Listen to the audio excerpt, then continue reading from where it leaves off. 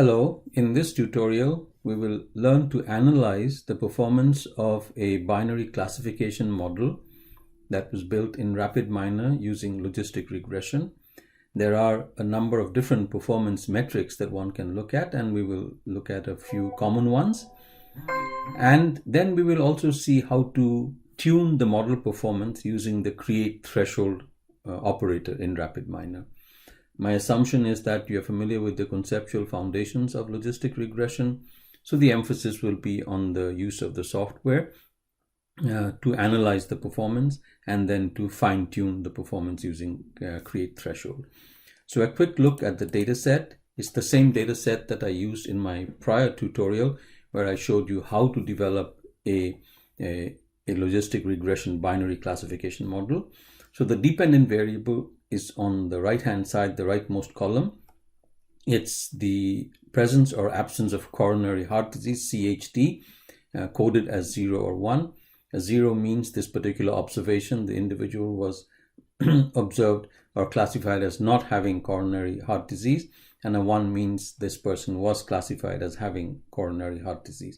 And you have a collection of independent variables, some of which are quantitative, such as total cholesterol level or the glucose level. Some are nominal, such as the gender of the person or the presence or absence of diabetes. The nominal variables here are coded as 0, 1. And you have an ordinal variable, the education level, which is coded in 4 levels, 1, 2, 3, or 4. Now, just a quick recap in terms of using logistic regression for classification. Once the logistic regression model has been trained, the way you make a prediction is that you take an instance, a given instance, and then put it into the trained model. And what the model generates is a probability of that instance being in category 1. Okay, so that probability is represented by this blue line, the logistic function. And if that probability exceeds a certain threshold, then the instance is put in category 1, otherwise it's put in category 0. So you can see these two different thresholds that I have drawn here, the orange line and the gray line. Clearly, depending on which threshold you pick, you would put the observed instance in either category 1 or in category 2. So the threshold matters in terms of where you classify a particular instance. Now, the entire basis for analyzing performance for binary classification is what is called this confusion matrix. And a quick look at it. So you have two axes. On one axis over here, you have the actual positives, meaning actual category 1 observations. And then you have the actual category 0 class 0 observation, so actual positive, actual negative. And then on the other hand, you have what the model predicts. So predicted positive means the model predicts that instance to be in category 1, and predicted negative means the model predicts the observed instance to be in category 0.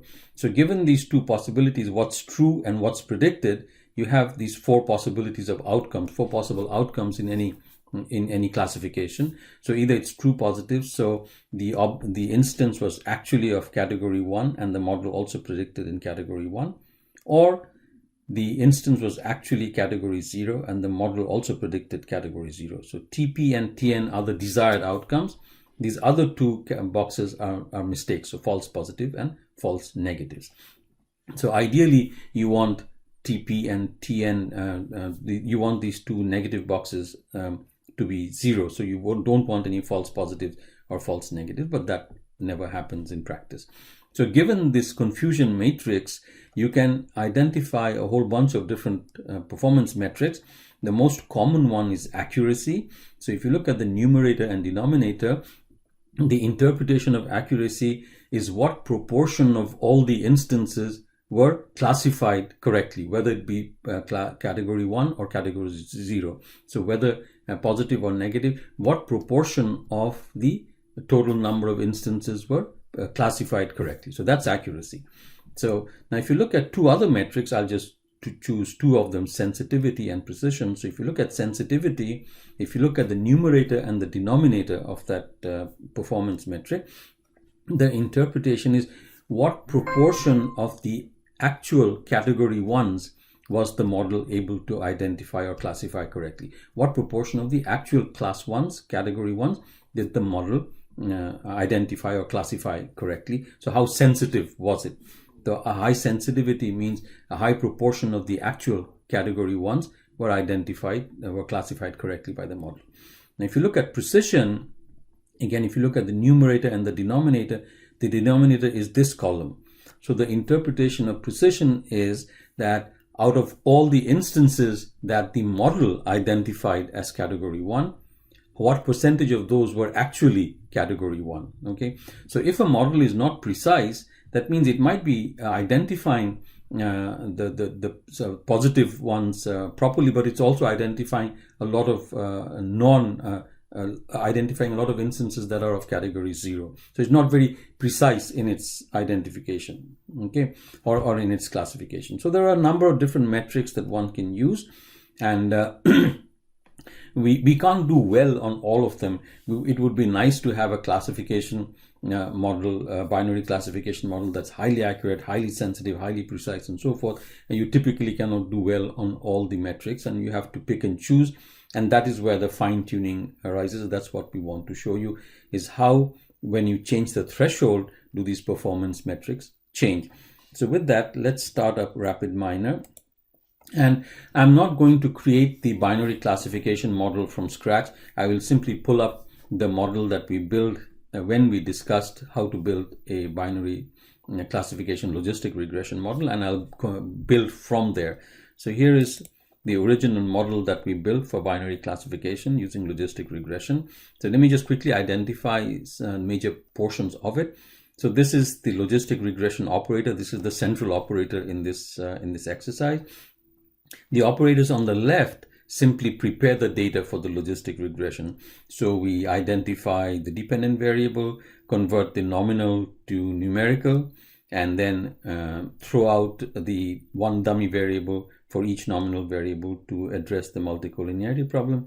And then we split the data set into training and validation data sets, train the model, apply it to the validation data set, and test performance. So that's where we were. And in that model building exercise, we used RapidMiner's default threshold level of 0.5. So now we are going to see how we can change and fine-tune the performance of this model. And we do that through the create threshold operator. So I pull it in over here. And it doesn't have any inputs. As you can see, the create threshold operator, the default is 0.5. And what I will do is, through this operator, I will change the threshold around, and I will apply it to the probabilities that are generated by the trained logistic model, logistic regression model, okay? And you apply the threshold using the apply threshold operator. So here we go. So here's the apply threshold operator. So I feed in, you can see it needs two inputs. One input is what is the threshold you want to use. The other input, it says example, it says, tell me the probabilities on which I need to apply the threshold. So the probabilities were generated by the apply model. Remember, this was the output from the apply model operator. So what happened was we trained the logistic regression model. We applied the logistic regression model to the validation data set. Okay, and that generated probabilities. Okay, so now we are going to apply probability of being in class 1. So now we are going to apply the threshold to these probabilities and put each instance in class 1 or class 0, in category 1 or category 0. That's generated in the output port over here by applying the threshold, and I connect it to the performance operator, which will tell me what the performance metrics are for each threshold that I might want to play around with. Okay, so now let me go back to the performance operator. And in the prior tutorial, we had only picked accuracy as the metric to be examined. There are a whole bunch of metrics. You can look at the help function to see what each of these metrics does for you or computes for you. I will just pick two others that I showed you in the slide at the beginning of this tutorial, namely, let me see over here.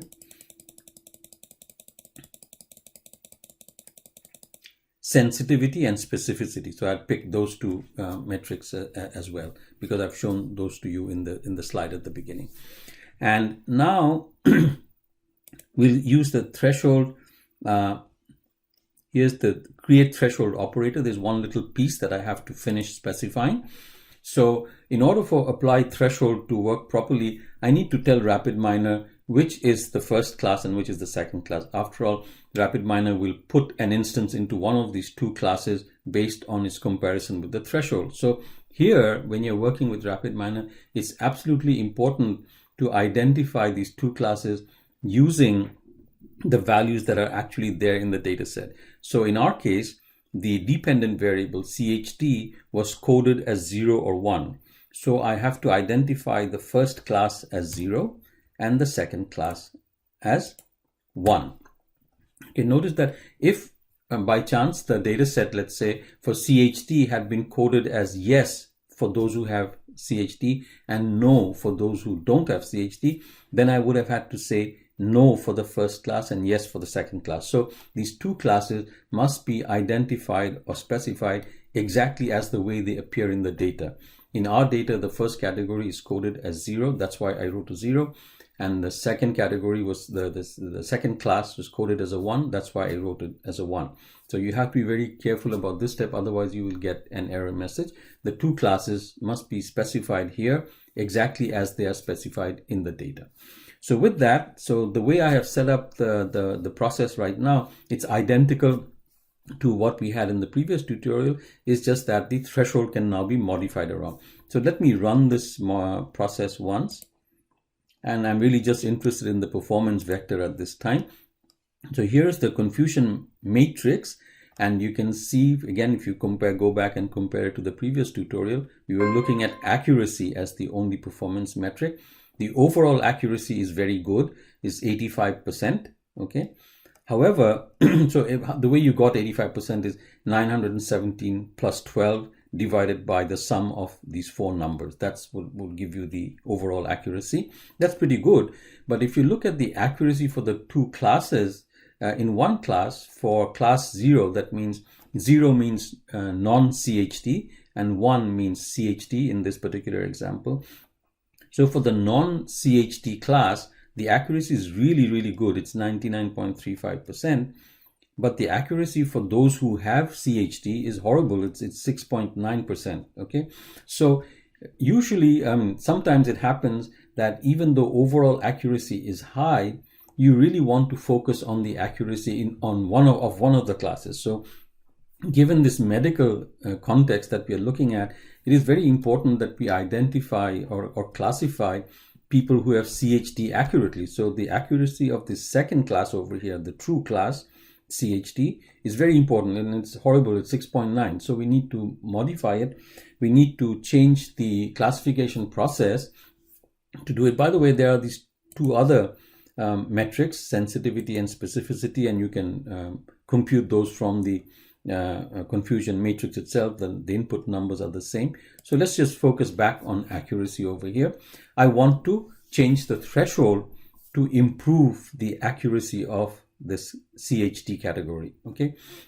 And intuitively think about it. The way I would do that is by lowering the threshold to make it easier for the model to classify an instance as CHT. Okay. So let's go back to the model. And now I will change the threshold from 0.5 to 0.4. I'll drop the threshold. Okay. Run the model again. And now let's look at the performance vector once again. So you can see that the accuracy for this CHT category, this true, the category 1, the CHT category, the accuracy has improved from 6.9% to 11%. And the overall accuracy has gone down. So you have suffered a little bit in terms of overall accuracy. Here also the accuracy for the non-CHT category, do you see, has dropped from 99 to 96%. Okay, so you can see moving the threshold around has changed the performance metrics in terms of accuracy. It will also change sensitivity and specificity. You can look at those on your own. You can experiment with those, but getting back to accuracy, I'm going to drop the threshold yet some more. So I'll drop it to 0.3, run it once more, and look at the results. Here's the performance vector. So you can see again the overall accuracy has dropped even further to 80%, but the accuracy for the CHD class has improved to 24%. Okay, so now let's say I want to hit a target level of 80% for correctly or accurately classifying the CHD instances. So I'll drop the threshold even more. So let's say I drop it to 0.2, run it again. Look at the performance vector. I'm still not there. I've improved a lot from 6.9% to 50% for classifying the CHDs properly, but I'm still not where I want to be. So I go back to design, and let's say I drop the threshold to 0.1, and I run it again. Look at the results. Yes, and look at performance vector. So now you can see, by having dropped the threshold down all the way from 0.5 to 0.1, I've improved the accuracy of this one category, of the CHD category, to 82%. So, but it has come at a cost. I am misclassifying the non-CHDs quite badly, and the overall accuracy has also dropped. But I'm just pointing out that which particular performance metric you want to optimize, that depends on the circumstances, the application that you're looking at. What I wanted to show in this exercise, in this tutorial, is that there is this ability in RapidMiner to change the threshold and fine-tune the performance of your logistic regression binary classification model. So I didn't spend too much time looking at the sensitivity and the specificity, but you can see from the numbers that these numbers have changed from what they were when the threshold was 0.5. So the effects of changing the threshold on these different metrics you can examine on your own, but I just wanted to show you the effect of the changing the threshold here. So in this tutorial, let me quickly summarize. I showed you how to take a binary logistic regression model that does binary classification, and use the create threshold operator to fine-tune the performance of the model in terms of any number of metrics. So in this tutorial, we only looked at 3 metrics, and typically one focuses on accuracy. You can see in the results. So let me get back to accuracy. And here I focused on one particular category, and we tried to hit a target of 80%. But let me re-emphasize that which particular metric you optimize depends on the circumstances, the application domain. So thank you for your attention, and thank you for watching.